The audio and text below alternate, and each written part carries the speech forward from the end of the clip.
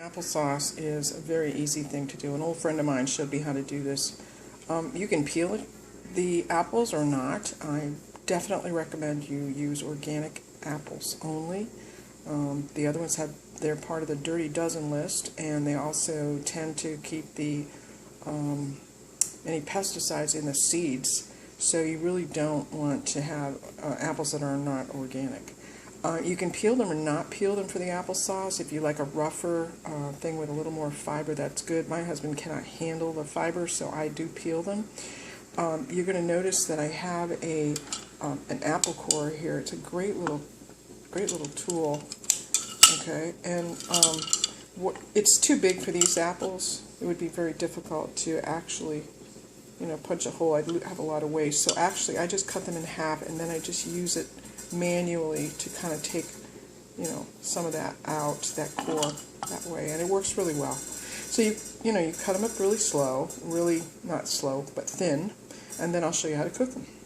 So what I'm doing now is I'm starting to boil water. You can see on the bottom of there I've got a little bit of some Himalayan sea salt, and I didn't put too much because this is very, very salty, but I really like it and it's really healthy for you. It has a lot of minerals in it. So once this gets boiling and simmering, then I'm going to put in the apples, and I'll show you how that works.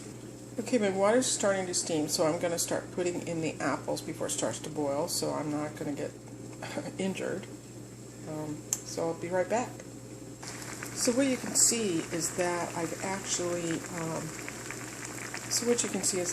got the water boiling pretty high. I'm going to turn it down because I don't want to lose all my water. But I probably put a little more water in here than I actually need, but I'm kind of in a hurry and I want to get these guys done. So it's going to take a while, probably as long as 8 to 10 minutes for these to soften up. And I'm probably going to put it down to simmer now and put a cover on it. And the salt is really important, and it's great not to put sugar. Salt intensifies the flavor of the apples, and sugar is not what you want to add. Believe me, it doesn't need it.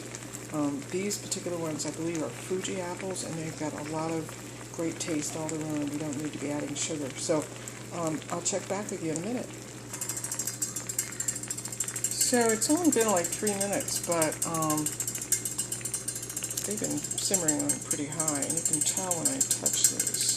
They're just breaking up. So they're ready. I mean, there's no need to go any further. And when you take these off the burner and drain them, which I'm going to do, I'm going to keep the water there because I want to add some more apples. But, they're going to keep cooking. So you don't want to get them to total mush because they're going to get there all by themselves. So, okay, I'll show you what's going on.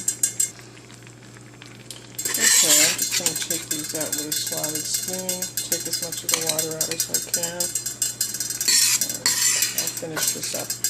I'm holding this camera with one hand, so it's kind of hard to do that. I probably need to find a way to mount it on my head. I'll be back. So you can see just really how beautiful the color is on these apples now. They are really soft. There's a lot of liquid there from the pan. I could have drained them a little bit more, and you might want to, depending on how soupy you want your sauce to be. I don't add anything to this. Tonight I'm going to cook some a pork steak. A ham steak rather, and this is what I'm going to serve with it, just the way it is. Probably just sprinkle some pepper on it, and it's going to be great.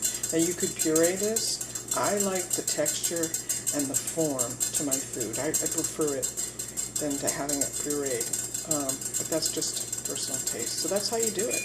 So I'm getting ready to put another batch on. Hope you enjoy yours. Thanks for watching.